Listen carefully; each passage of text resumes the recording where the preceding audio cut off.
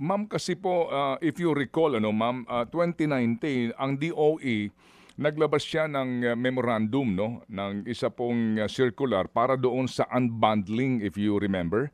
Ito po yung Yes po. unbundling price adjustment na ginagawa po. And then, ito po ay na-TRO kasi, ano, and then eventually nga, nagkakasuhan, umabot ng Supreme Court ngayon. Ano ho ang inyong take principally po dito sa idea na ito na magkaroon po ng unbundling para malaman natin talaga ang actual po na komputasyon doon sa industry take, and then yung pong dahilan nga kung bakit po humahantong sa specific na presyo per liter ng diesel at gasolina? Ako po, agree ako dyan kung if ever allow kami ng Kongreso or ng batas. Kasi hindi nga tayo nagre-regulate. Mm-mm.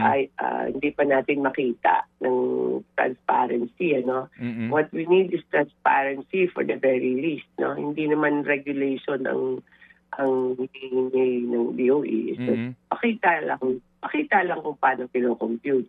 And then if we think it's unreasonable, then we can talk, diba? Mm-mm. Pero wala ka nang regulatory powers, wala ka pang transparency, then that makes it difficult also. Kaya maybe tama yung mga debate sa Congress. It's time to revisit all the regulation. Okay. Ma'am, ano ho, ito bang bagay na ito ay napag-usapan niyo ni Presidente? Kasi po kung sabi ni Presidente, dapat urgent itong pagtanggal pansamantala, perhaps no, ng excise tax sa petroleum products. Ito pong usapin po ng amyenda sa oil deregulation law? Ang napag-usapan namin, Ted, is the immediate solutions like yung excise tax, yung mga biofuels. This one, hindi pa namin tinakal ng maayos kasi siguro dahil at that time wala pa masyadong visibility kung ano bang mangyayari dito. And this is we needed something more immediate, and this is really the immediate, yung excise tsaka yung biofuels act. Opo.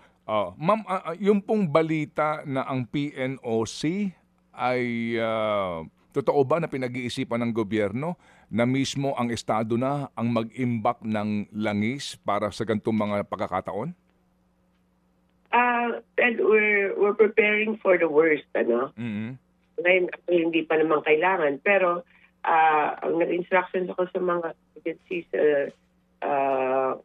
DOE na mag-explore na ng different ways or ideas para to make sure na meron tayong. Kasi ang that is that we don't know when it will happen or if it will escalate or de-escalate. No? So sabi ko, mag-prepare tayo. So our companies are exploring yung mga ideas para mag-import ng mas mabilis dito sa ating bansa. So, yun po yung ginagawa ng DOE po. Opo, pero yung PNOC mismo na siya hong mag-aangkat ng langis, yan, ano ho ang inyong take doon? Is that wise for the government? Pinag-usapan po namin yan kahapon. Nakita ko si President Sheila. Mm-hmm. At actually, limited tayo sa batas na yung gobyerno yung bibili, Mm-hmm. Pero hinahanapan lang, nag-explore lang sa is just continue lang if there are available para matulungan natin yung mga oil companies na other options just in case na yung current suppliers nila ayaw na, So, tumutulong lang na yung PNOC para mag-explore. I told them to explore other countries, yung hindi kinukunan ng current mga current na suppliers ng ating mga oil companies. So, nag-explore po sila. Lahat po, titignan natin, Australia, India, US, Canada, mga ganun po. Para kung ano po ang available at magkano po yung offer nila. Opo, but yun ho bang PNOC ay may facility for the stockpiling of petroleum products? Wala po tayo yung para mag-store ng petroleum. Mm-hmm. Wala po tayo noon. So, marami namang paraan yan. We can just facilitate the transaction para kasi kung government company ang mag-approach, baka mas mabilis ang usapan. So those are just exploratory for now.